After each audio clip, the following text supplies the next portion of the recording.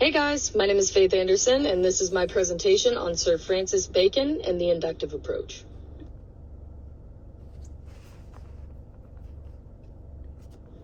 So, for this assignment, I wanted to take the time to actually establish a solid historical timeline for you guys. Sir Francis Bacon accomplished a lot in his life, so I felt like it was important to pay homage to that. He was born January 22nd of 1561 to an incredibly powerful lineage in London. His mother, Lady Anne Cook Bacon, daughter of Sir Anthony Cook, was actually a tutor to Edward VI and one of the leading humanists during this time period. So that is arguably one of the ways that Sir Francis Bacon accumulated and resonated so closely with different humanist ideals. Furthermore, Sir Nicholas Bacon was Francis's father, and he was the Lord Keeper of the Seal, which is one of the highest accreditations or honors that you can be given in basically London or England aristocracy in a way. So some of Sir Francis Bacon's influences: humanist ideals, as mentioned earlier, political power / aristocracy, and the Calvinist zeal. Education includes Trinity College, Cambridge, as we all know, and Gray's Inn to study law. So for this assignment, I wanted to take the So from there, Francis kind of determined that Gray's really wasn't meant to serve him in the capacity that he desired. So he wanted to dive right into politics, take after Pops, and he got basically kind of an internship working underneath Sir Amias Paulet, who was an ambassador to France at the time.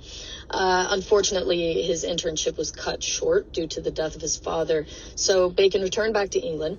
Upon returning back to England, he realized that his inheritance was not chalked up to what he thought it was going to be. So at that point, he decided to go ahead and finish his law education at Gray's and jump right into politics, jump into council and serving as a statesman in hopes of climbing that political ladder and reattaining the status that he once held through his family name. And what does that guy do? He does exactly that. So he makes headway in politics around 1584 when he drafted a letter of advice to Queen Elizabeth. That was actually his first political memorandum, so that was a really big thing for his career. After that, he held an active seat in Parliament from 1584 to 1617, became Solicitor General in 1607, and reached kind of the height of his political career when he was asked to join the Privy Club in 1616. He then attained the same status that his father once held, Lord and Keeper of the Great Seal, in 1617, and then just a year after surpassed his father in ranking as Lord Chancellor, which is one of the highest ranking esteems in England. And then following that, still picking up accreditations, in 1621, Bacon becomes Viscount of St. Albans. So, oh, how the mighty shall fall. The political fall of Sir Francis Bacon. In 1621, Bacon is accused of accepting bribes and is released by Parliament after holding that seat for so long. Some claim that he was set up in an attempt to basically safeguard the Duke of Buckingham from political disparagement.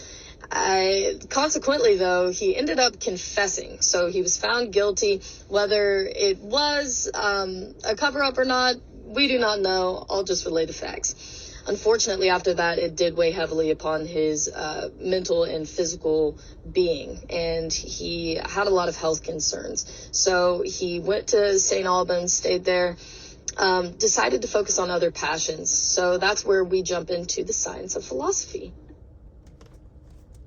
So let's dive into some of Bacon's philosophical endeavors. I mean, essentially, this man was contingent upon altering the face of scientific research forever, and in a way he definitely accomplished such.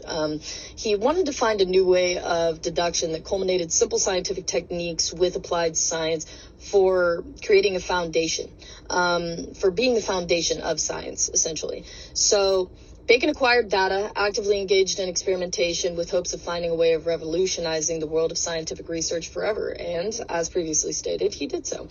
His new method of deduction, this is what really stood out, really made Sir Francis Bacon the man that he is in philosophy, was his new method of deduction, which was to acquire, analyze, experiment, and then conclude, which sounds a lot like our scientific method that we actively utilize in psychology, biology, any and every science that we have today.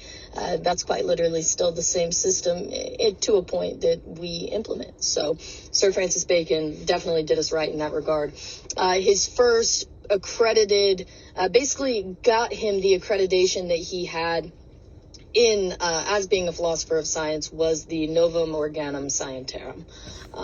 And then we will go on to some of his other accreditations and fine works from there.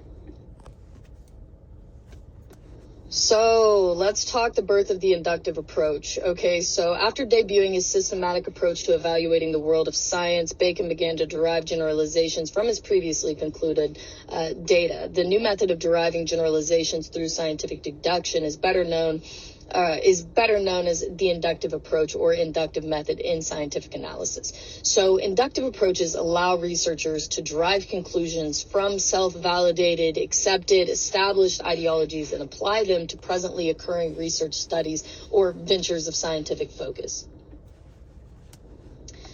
Essentially, in layman's terms, all that means is that the inductive approach is taking previously disposed, validated data, so things that we already know to be true and right, and applying them to things that we're not quite sure about yet, and allowing those previously derived conclusions to give us somewhat of a foundation in new research territory, if that makes sense. But unfortunately, after this, I have to speak of the fate of Francis Bacon.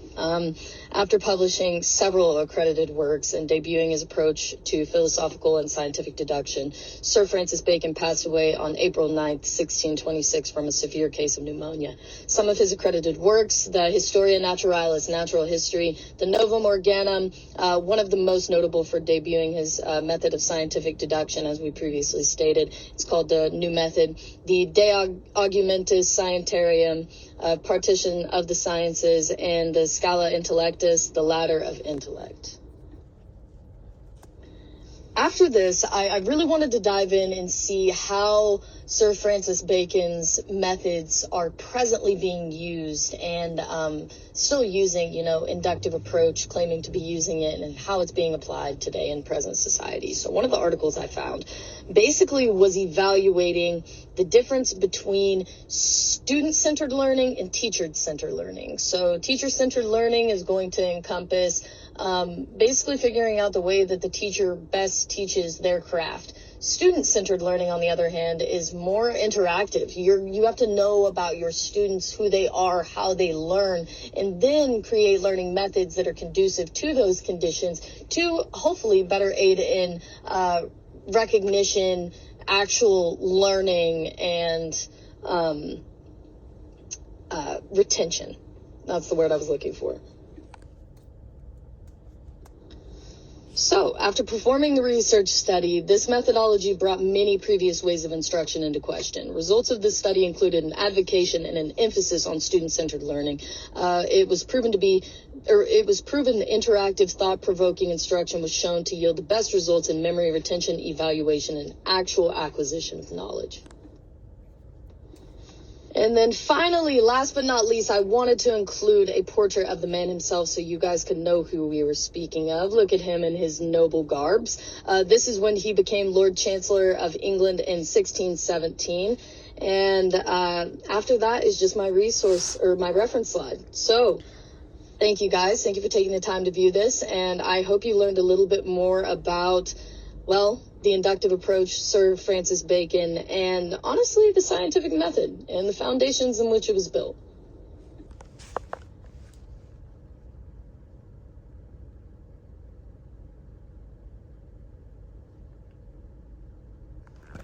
Okay, there's a bit of my reference slide. I apologize for the technological difficulties. To be honest with you, I'm technologically challenged. So I decided to go ahead and make a recording of this because I couldn't figure out how to screen record and post to YouTube. So I'm going to do that right now. And also, I'm sorry that I'm in my car. I'm presently driving to New York. So wish me luck, and I hope you enjoyed this presentation.